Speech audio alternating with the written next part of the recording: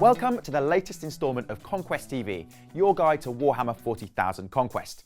I'm Frankie Vu, and in this video I'll be revealing the mysteries of Issue 3, from how to build and paint your new Space Marine Primaris Reavers to waging brutal close combat in your games. But first, let's take a look at the new background revealed in the issue. The Reavers are at the cutting edge of the Space Marines' close support units. By the time you've read through Issue 3, you'll know everything you need to about their place within the armies of the Imperium, including cool details about their high-powered heavy bolt pistols and combat knives, which they use to cut their enemies down in close combat. There's also an epic account of the Battle of Taravar, where a unit of Reavers from the Raven Guard chapter infiltrated an alien Necron tomb complex and destroyed it, winning a war through stealth and guile, the Raven Guard way. All this background information will teach you everything you need to know about the Reavers, their equipment, and how they wage war. Next, it's time to build and paint your very own so you can unleash them on the Death Guard. Get your sprue of Reavers and take a look at them. Like the Intercessors and the Death Guard last time, each Reaver comes in several parts. Parts 1 to 6 make up the Reaver Palon, 7 to 12 are for Sergeant Castius, and with parts 13 to 18 you'll make Reaver Atreus. The Reavers are built in much the same way as the Intercessors were.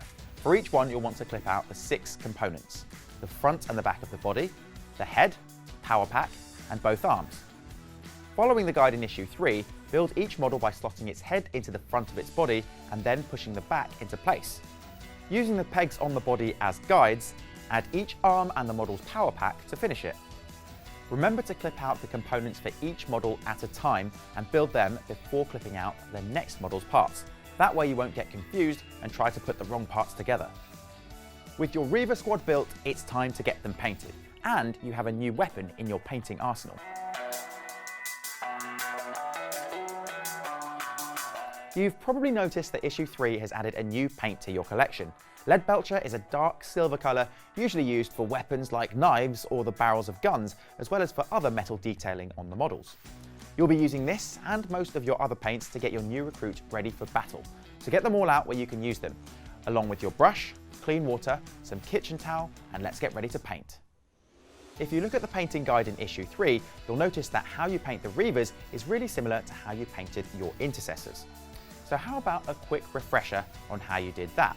Remember to wash out your brush after each colour and bring it back to a fine point, and to change your water regularly.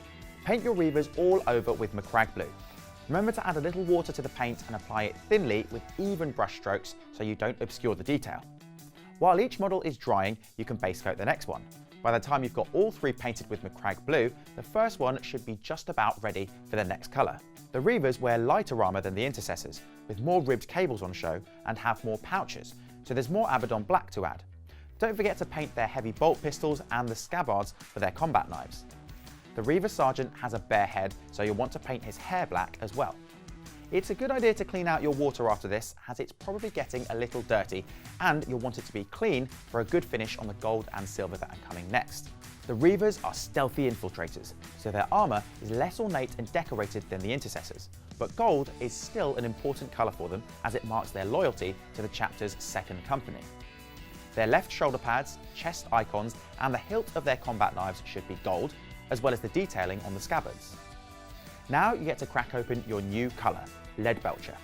This paint should be used on areas of the Reavers that would be made of metal. Their combat knives and the barrels, clips, and butts of their pistols are the obvious areas. As well as those, their grenades and the vents on their power packs will look great painted in Leadbelcher as well, to form a strong contrast with the blue and black on the models. Remember to refer to the magazine if you want to see what these should look like. Now that you have a new paint, you can also go back and add some new details to your other models.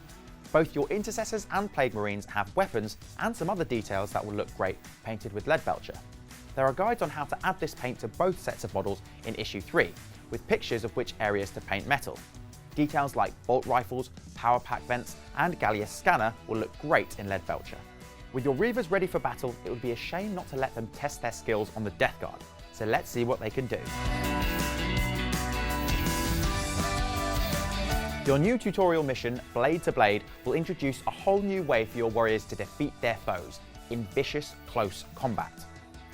While a lot of warfare in the 41st millennium depends on fighting at range with powerful guns, there are times, such as in the confines of a starship like the Honor of Ultramar, where the best way to win is to get up close and use brutal melee weapons to take down your enemies. This is represented in your games by charging and fighting in close combat. Let's prepare the new mission, and then we can look at how close combat works and where it fits in your game turns. To set up the game, gather up everything you're going to need. That's your game mat, dice, range rulers, and an objective marker. And of course, your warriors. In this game, the Ultramarines and Death Guard are locked in battle aboard the strike cruiser Honor of Ultramar, with both sides deploying reserves to break the stalemate. For this battle, you'll need your 3 new Reaver models and your 3 Plague Marines. Place your models on the deployment points on the map as shown in your issue, grab a friend to play with, and you're ready for battle. Just like last time, in this game, each player's turn has a movement phase and a shooting phase. And now we're adding 2 new phases to the game, charge and fight. These 4 phases make up a turn, and when both players have had a turn, it's called a battle round. In this game, the Ultramarines go first, so the full battle round looks like this. When both players have taken their turns, start a new battle round. If one player's models have all been removed from play, the player with the surviving models is the winner. One last thing before we begin. Remember last time as we played, we referred to the data sheets for our models in the magazine? Well, these are included in issue 3 as well. It's a good idea to keep this section of your magazine open in case you need to check anything as you play. Right, all set? Let's take a look at how a battle round works. In this battle, the Space Marine player goes first and starts by moving their models.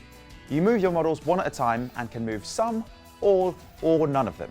To move a model, measure out how far they can go with their range ruler. Reavers are quite quick on their feet and can move 6 inches. When it's their turn to move, the Plague Marines can move 5 inches. All those hideous diseases must slow them down a fair bit. Ugh. So this Plague Marine is going to move 5 inches to here. Don't forget, just like before, warriors can advance if you want them to, although they won't be able to shoot this turn if they do. To advance, roll a dice, and whatever you roll, you can add that score to your model's move. So for example, if I've already moved this Plague Marine 5 inches to here, if I want to advance, I can roll a dice, and I've rolled a 4, so that means I can move this Plague Marine another 4 inches forward. With the moving complete, it's time to open fire. Any of your models that didn't advance can shoot their weapons. Now, your models can shoot any enemy they can see. So first, check if they can spot a target by drawing an imaginary line between them and their foe. Don't forget, crates and containers will block your shots if they're in the way. This Reaver has got a clear shot at the Plague Marine, no crates or containers in the way, so he's clear to make the shot. Reavers have a ballistic skill of 3+, so roll a dice on a 3, 4, 5 or 6 and the shot is a hit. If the shot hits, you'll need to see if it has any impact, so make a wound roll. You'll need to score a 5 or a 6 to wound a Plague Marine with your heavy bolt pistols. If you succeed, the Plague Marine is going to need to take a saving throw. Although their armor is repulsive, it's still effective. If a Plague Marine is wounded, you'll need to roll a 3, 4, 5 or 6 to save the damage. Don't forget though, Plague Marines are disgustingly resilient.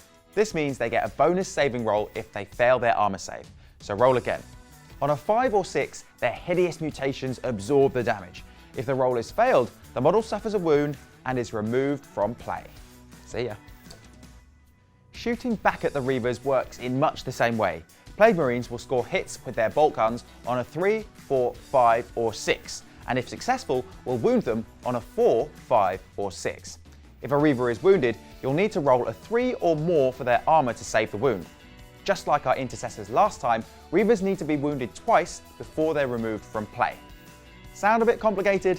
Don't panic. It's all explained clearly on the data sheets in your magazine, so you can refer back to them as you play. Once you've played a few battle rounds, it'll become second nature. So with moving and shooting out of the way, it's time to introduce a new phase to our battle round, the charge phase. This is the part where our models hurl themselves across the battlefield and into a deadly brawl. In the charge phase, any model that didn't advance in the movement phase can try to charge an enemy and engage them in combat. To charge, choose one of your models and pick an enemy nearby. The enemy model must be within 12 inches of the charging model. Measure the distance between the models to see if you're in range. If there aren't any enemies within 12 inches, your model can't charge this turn. However, you don't have to be able to see your enemy to charge them. In fact, it can be safer if they charge their enemy out of hiding. If the model being charged can see your model, they get a chance to shoot them before they charge. This is called Overwatch. To take an Overwatch shot, the model must not already be within 1 inch of an enemy. If they are, they're too busy fighting for their life to shoot someone else. Shooting a charging model is hard. So hard, in fact, that Overwatch shots only hit on a roll of 6.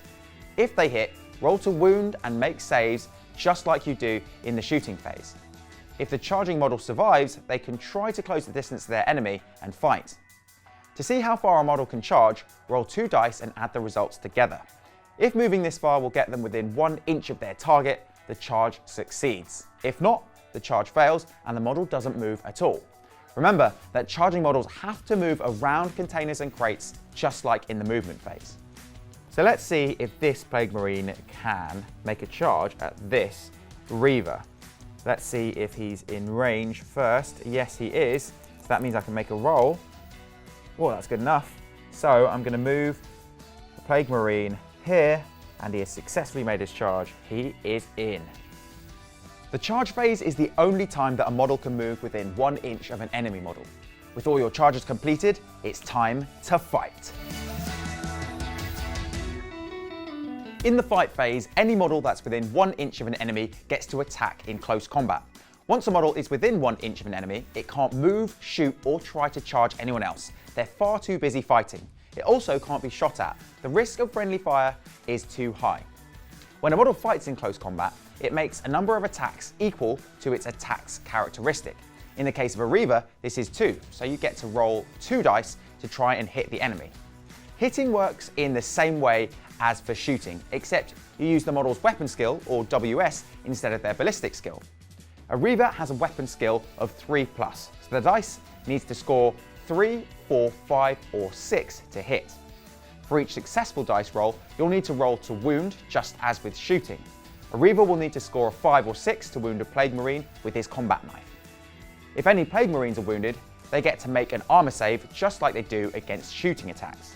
Their power armor saves them on a 3, 4, 5, or 6, and if the save is failed, there's a chance that they'll pass their disgustingly resilient saving throw of 5 or 6.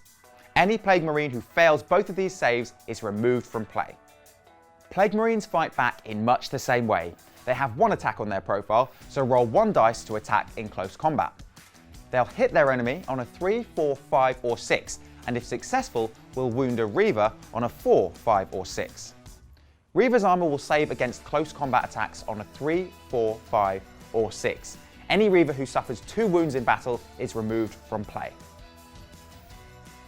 If a model with more than 1 attack is fighting multiple enemies, they can split them up as they choose, but must decide before rolling any dice.